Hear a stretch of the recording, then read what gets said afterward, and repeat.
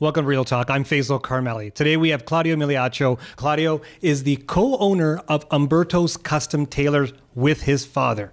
Now, I wanted Claudio to come on the show because you're going to see passion, you're going to see his view for high quality, and he's going to tell you his strategy for growth. It's very interesting. So stay tuned at the end of the episode. Claudio is going to give you his best pieces of advice for your businesses that are looking to grow and find that passion. But first, subscribe, hit the bell, and find out every time we post advice from our successful business owners. Let's get started. It's all about the stories of the businesses and the people involved. That's why we're here. No entrepreneur does it by themselves. Claudio, welcome to the show. Thank you. Good to be here. I'm excited because we've been chatting for a bit online. I've seen a whole bunch of your posts. You've got a whole bunch of fans who said, you got to get him on the show. We've gone through a huge impact here with the pandemic in this city. And we think about bars, restaurants, those types of industries, and we sometimes forget about custom tailors. Yes. So why don't we start off with telling us a bit of a history about yourself, and then we can get into what's changed and how are we coping with it? Yeah, so my father obviously started the business, my mother and father being immigrants, but back in 82. I came in after university, so that was about 15, 18 years ago, and have kind of brought the business more to present day and continued the traditional tailoring aspect of it, but also brought in some more of my own ideas. And since then, it's been going great. Obviously, this pandemic hit, and it's been very tough for retail. I think most importantly for us, we were closed for about 2.5 months. We just tried to stay true to who we are. Customer service is everything to us, so tried to keep in contact with our clients. Didn't really try to put myself out there and trying to sell. We definitely were hurting, but I felt in a time like this, it isn't an actual time to push clients in the sense that we're all going through a tough time, and really you don't know which clients maybe lost their job, unfortunately, due to this. Maybe there's actual sickness in the household. So for me, it was more, and that's where the Instagram stories came in about my father immigrating to Canada and starting up Umberto Custom Tailors. That was all about, I don't really want to push anything. I don't want to sell anything right now. I thought I'd throw out a good feel story about my parents and how they started everything. And the response was fantastic. So it was because of that, it enabled me to have some contact with some of my clients, and they were calling me. For us, it's just about staying true to who we are. And, it's going to be a little bit of a grind here, I think, for the next year, maybe 2 years. But stay true and just keep on grinding. You talked a lot on your posts, and there's a lot of talk about how Dad started up in Italy, learning the craft himself. Yes. Comes to Canada, opens up his business in 82. 82, yeah. First customer that comes to him says, I'm going to give you a shot. Yeah. You got 3 days to make a suit. Yeah. I've never heard of a suit being made in 3 days today, let alone 1982. How the heck did he do that? Normally, to be honest, if we were to make a suit for somebody, it would take us but that's only making it for the one person. It would take about 3 days. So That's why when he said, I'll give you a shot, but I need it in 3 days, my dad said, no problem, and he made it work. And that, like I said in the little video I did there, he's still a client of ours today. We made a few years back, we made a suit for his son for his high school graduation, so it's fantastic. But that's what business is all about, especially if you're opening a small business. Sometimes you have to make a lot more sacrifices maybe than some more established businesses. And my mother and father were all about that.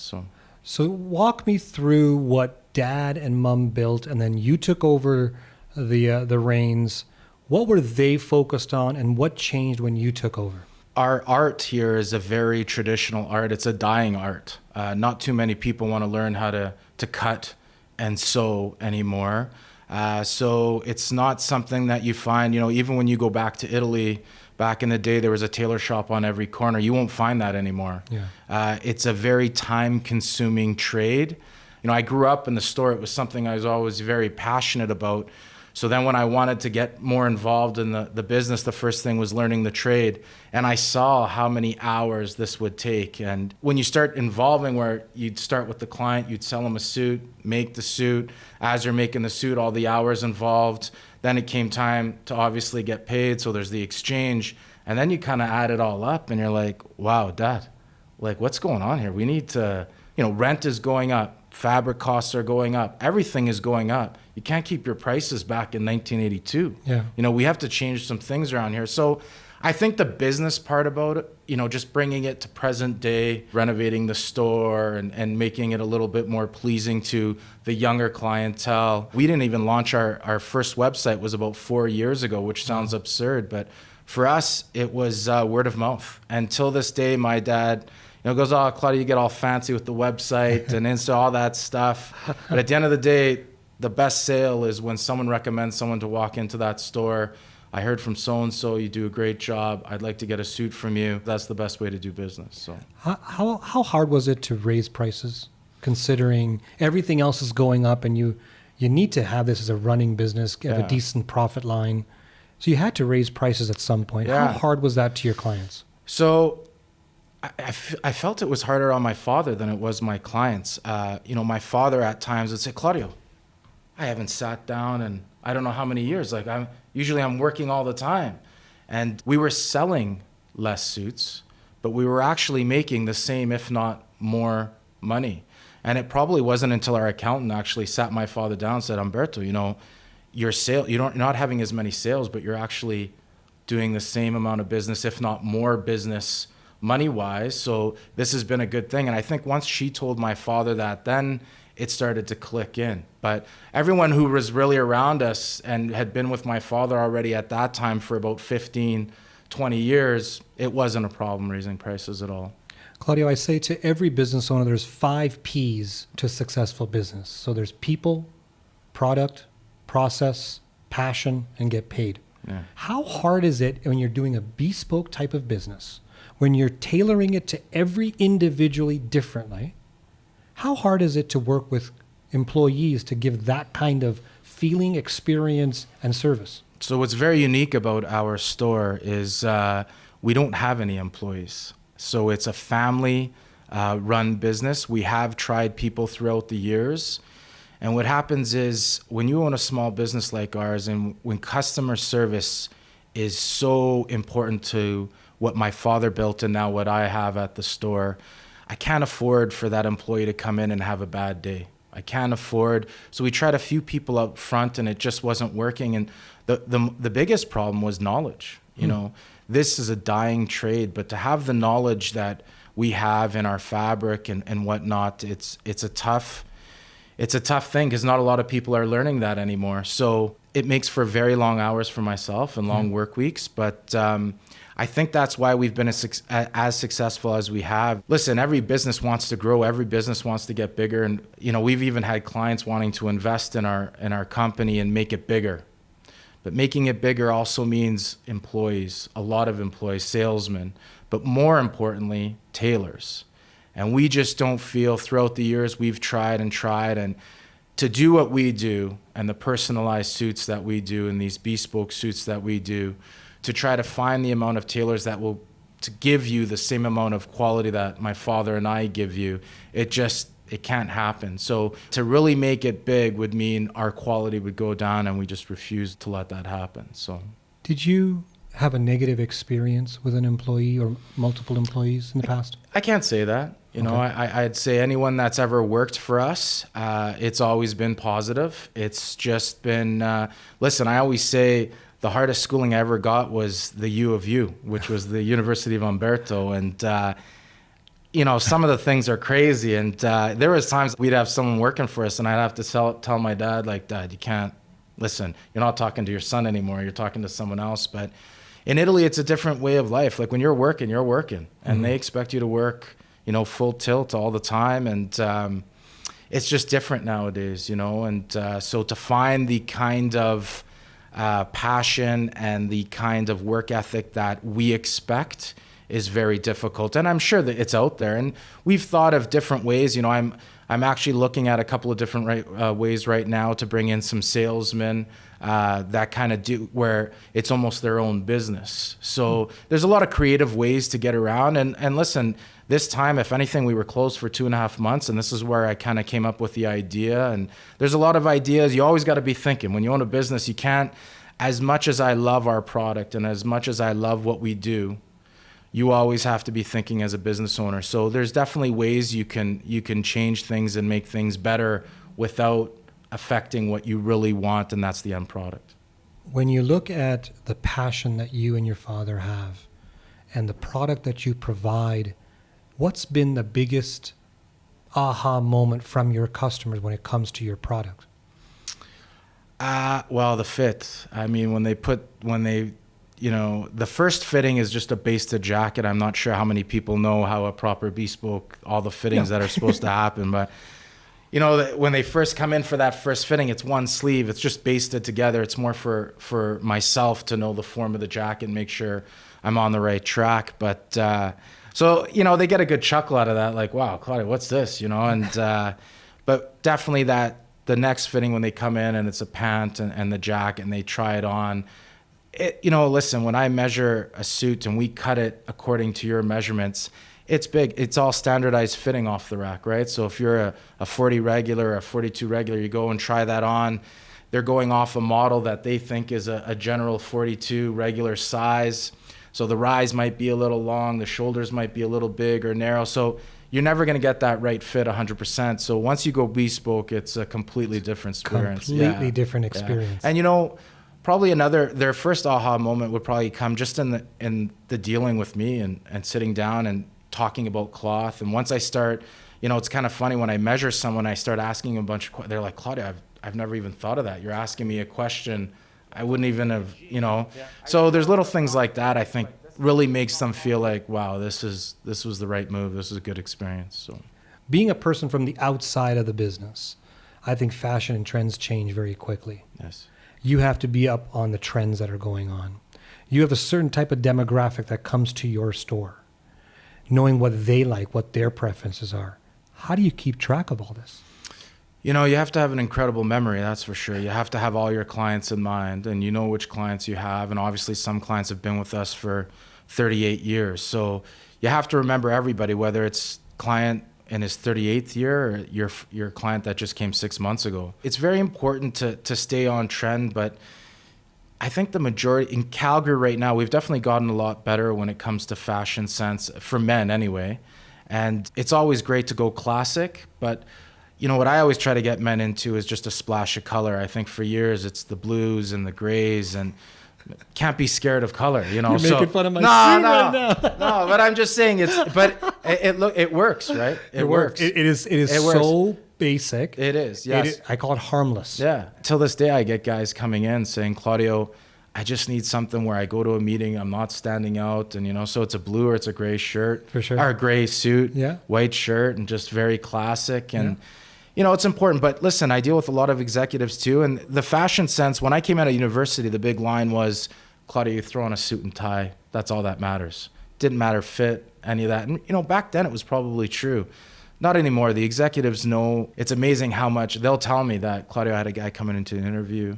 I had a guy come in for a meeting. He was well put together. It makes a difference, And so I tell guys, everything makes a difference now. You have to know what you're doing. You can't just throw something on anymore and think it's gonna, wearing, shoes are a big deal too. Like clean those shoes, gentlemen. It's very important. Keep them polished, and the baggy pants not so much in style anymore. And although listen, we do everything at our store, whether it's spray-on suits, which I'm not a big fan of, but I have some younger clients that love that look. And then we have some of our older clientele that like very baggy suits, which I'm not a big fan of.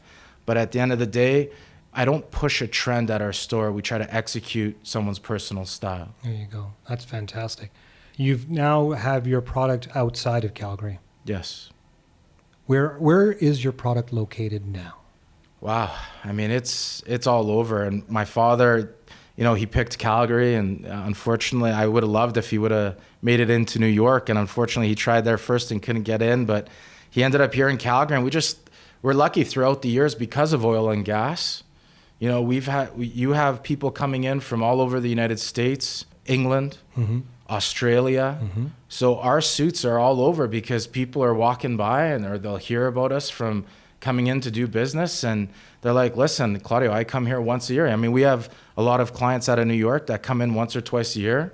We'll do a fitting on one of the visits. And then by the time they come next time, they're only in for a couple of days. So we'll do the second fitting and we'll finish up any adjustments before they leave. So we're very fortunate, and really a lot of that has to do with Calgary. I think that's why our suits, you have to remember back then, no website, no anything. It was all word of mouth. So a lot of those suits that made it outside of Canada, a lot of that had to do with Calgary and how vibrant our resource side here, the business was doing at that time. There are other tailors out there from around the world who will come into a city. Yeah. They'll market and advertise they're going to be in such and such hotel. And you start to hear the buzz in the office spaces in downtown. And let's all go to this hotel and get suited up. Yeah. And then off they go. What are your thoughts of that type of a process or a business model? What I always tell people is if someone's measuring you and then they fax your measurements and wherever it's being made, it doesn't matter where it's being made, but they send it off and all of a sudden that tailor now has a sheet of paper with numbers on it. That's not tailoring. You know, that's impossible. That's an impossible way to make a suit because at the end of the day, when I measure you might have a sloped shoulder. Your hips might be off a little bit. You're describing me to a T right now. Exactly. No, but I'm just, you know, a lot of that, you know, there's little things that when you measure, you have to see and so now I'll be cutting your suit. Now, as I'm cutting, okay, I'll remember Faisal has this and that, and it all comes in. Obviously, the price is fantastic, and I think that's why a lot of the people do it. And, you know, a lot of the times it's people just saying that, you know what, for that price, I'll live with it. I know it doesn't fit 100%, but I'll kind of live with it. But it has a little bit of everything going with it. You know, the fabric that they're using, you know, you have to understand that the mills that we use in Italy and England, you know, they have outfits that go out there and make sure that their dyeing process is proper and everything that they're doing, obviously, because they're using chemicals. If it's not proper, they get shut down. A lot of the fabrics that you get when you're going to those traveling salesmen and the prices are too good to be true, well, they're not going through the same process as our mills in Italy and England are. So it's a tough go, but at the end of the day, they've obviously been very successful. They have come throughout all of Canada and all of the United States. I can tell you though, at Umberto's, it's you come in for one and we want you for the rest of your suit career. A lot of those places you go in, it's just a one-off. So they're hoping to get you the first time. They know it might not fit well, and it's off to the next guy. So that's not the kind of relationship we want. We want you, once we get you in for the first time, we want you there for life, for sure. So it sounds like they're going for the volume and you're going for the quality. 100%. How does that impact the bottom line of a business? Because there's so many business owners out there in your industry and outside that have that debate going on right now. Do I go after the volume and keep my price low so I can have more attraction? Or do I go for higher quality, higher price, not as much volume? How do you determine which is the right model? You know, it's funny you bring that up, Faisal. My daughters are into Shark Tank. Okay. And they have this discussion all the time. They're like, Daddy, if you went on, I was like, no, Daddy's not an investable product. Umberto's custom tailors would never do well on Shark Tank.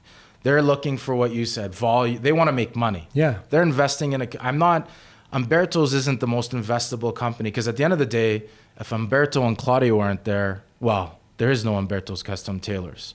So for me, it's always about product because at the end of the day, I would never want one of my clients to throw on a suit and be like, this is terrible. Like this, sleeves are too long. It doesn't fit properly. Mm-hmm. I don't feel good in the shoulders. So I could get the volume. I could definitely do that. We have the name. We could do some things. We could buy in bigger volume. So obviously the price goes down and we keep on going. But it wouldn't be the same product. Sometimes in life, it's about your mental state as well. You know, you want to be happy with what you do. And every night I go to bed and I'm happy.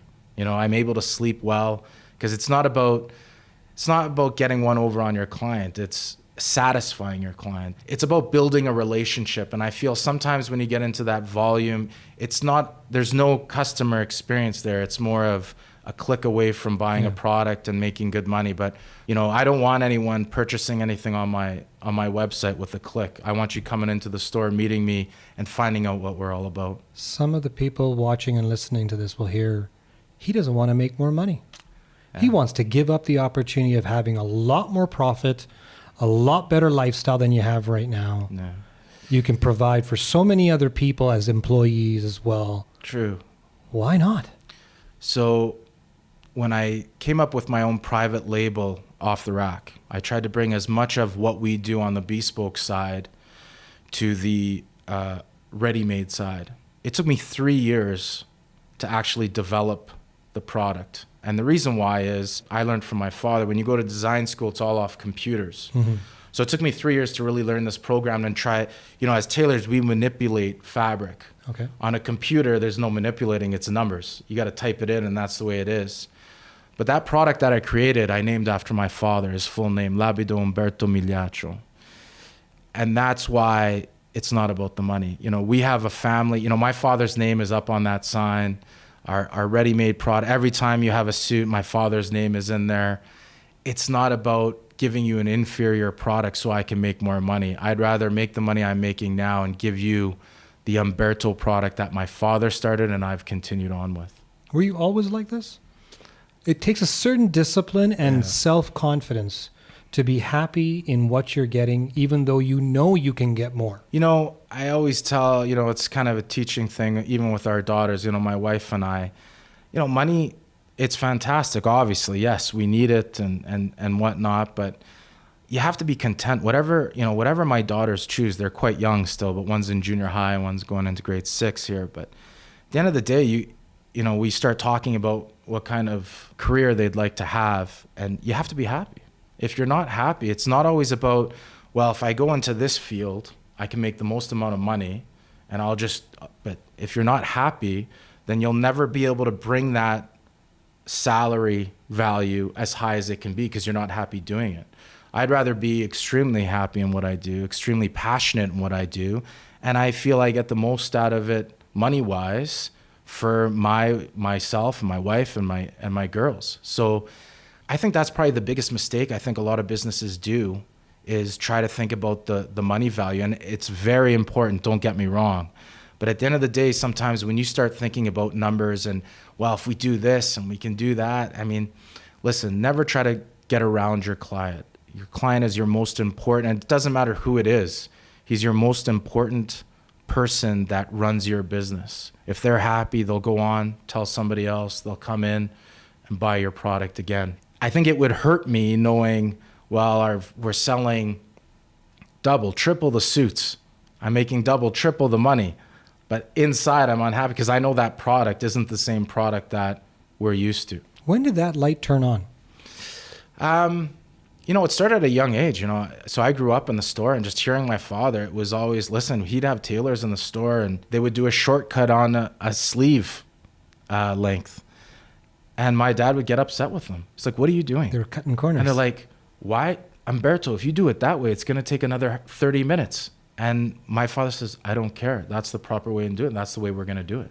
My father would just tell me, he's like, Claudio, when you're going to do something, do it the right way. You're going to do it the first time, do it the right way, and you'll never have a problem.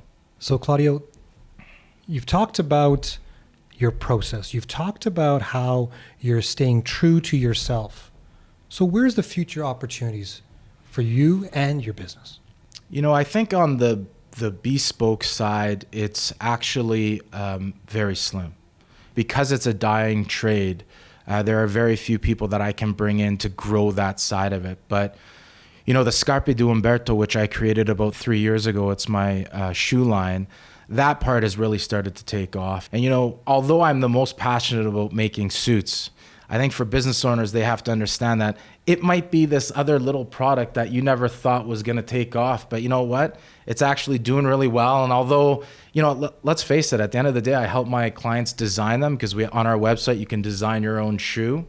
So we have a lot of fun doing that. But at the end of the day, after that, I don't really have much hand in the actual making of the shoe. We have a factory in Spain that takes care of it for us, but it's been a great little thing that I've had, and my clients love it, and it's grown in popularity. So, you know, the future of Umberto's will always, I think, be strong, even though it's a tough time. I'll grind this out. You know, it's my father's name on that sign. I'm not going to let them take it down just yet. But sometimes you have to look at different avenues for your future. It might not always be the one that's brought you there. What happens to the next generation? What if they don't want this? I think there's always going to be a need for suits. For me, listen, I tell my young guys coming out of university all the time, I'm like, don't make the mistake. And, you know, I've had a couple of guys like, Claudio, I've been showing up to interviews and I can't get a job, you know, so my friend said, I need to come see you. And I was like, well, tell me what you're wearing. You know, some of them are, well, just nice pair of khakis, a nice shirt, you know, it was a floral shirt. Yeah. It's like, that's not how you get a job in this city. Ready you know? for the luau. Yeah. You need to throw, you need to throw a suit on.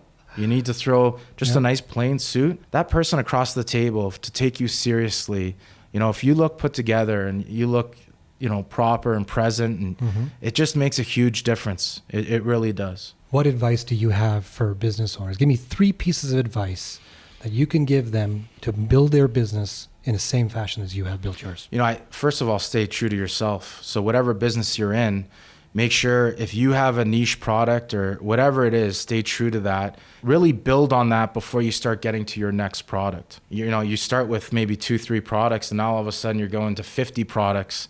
I think that's a quick way to get yourself into trouble. That's probably first and foremost. Know what you're really good at, excel at that, and really offer that. Don't try to get too big too fast. Once you know that you have your product and you know what you're really good at, well, now you got to make sure you take care of your clients. It's all about executing what your client wants. And that's been big for me all the time. It's, you know, obviously I have my own style and my own fashion sense. You know, if a client asks me my opinion, of course I'm going to give it to him. But at the same time, if he says, Claudio, this is what I'm really, and even if I'm against it, I want to make sure he's happy. So I try to execute his personal style because that's why they come to me. And then lastly, be happy, you know?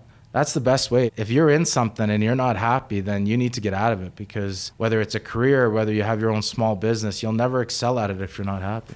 Thank you for joining us today. Thank you. If you want more real talk and tips to help you succeed in your business, subscribe for all the latest updates. Thank you for joining us, and we'll see you next time.